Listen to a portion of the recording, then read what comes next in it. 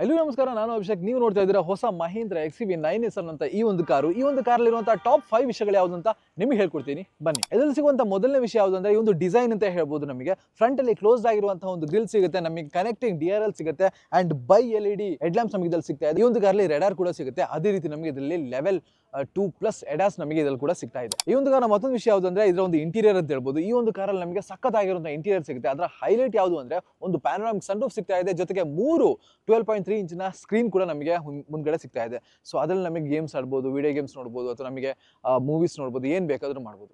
ಈ ಒಂದು ಕಾರ್ನ ಮೂರನೇ ವಿಷಯ ಯಾವುದು ಅಂದ್ರೆ ಇದೊಂದು ರೇಂಜ್ ಅಂತ ಹೇಳ್ಬೋದು. ಈ ಒಂದು ಕಾರ್ ನಮಗೆ ಸಿಂಗಲ್ ಚಾರ್ಜ್ ಅಲ್ಲಿ 500+ ರೇಂಜ್ ಕೂಡ ನಮಗೆ ಈ ಒಂದು ಕಾರ್ ಕೊಡ್ತಾ ಇದೆ. ಅಂಡ್ ಆ ಒಂದು ಪ್ರೈಸ್ಗೆ ಅಥವಾ ಇದರ ಒಂದು ಪ್ರೈಸ್ಗೆ ಅಷ್ಟೊಂದು ರೇಂಜ್ ಕೊಡುವ ಇದು ಆಕ್ಚುಲಿ ಆ ಒಂದು ರೇಂಜ್ ಇದೆಯಲ್ಲ, ಅದು ರಿಯಲ್ ವರ್ಲ್ಡ್ ರೇಂಜ್ ಇದು, ಯಾವುದೇ ಕ್ಲೈಮ್ ರೇಂಜ್ ಅಲ್ಲ. ಕ್ಲೈಮ್ ರೇಂಜ್ ನಮಗೆ 680 ಅಂತ ಹೇಳ್ತಾರೆ, ಬಟ್ ರಿಯಲ್ ವರ್ಲ್ಡ್ ಅಲ್ಲಿ ನಮಗೆ ಈ ಒಂದು ಕಾರು 500 ಕಿಲೋಮೀಟರ್ನ ರೇಂಜ್ ಕೊಡುತ್ತೆ. ನಾಲ್ಕನೇ ವಿಷಯ ಯಾವುದು ಅಂದ್ರೆ ಈ ಒಂದು ಕಾರ್ನ ನಾವು 4 ರೀತಿ ಆಕ್ಸೆಸ್ ಮಾಡ್ಬೋದು.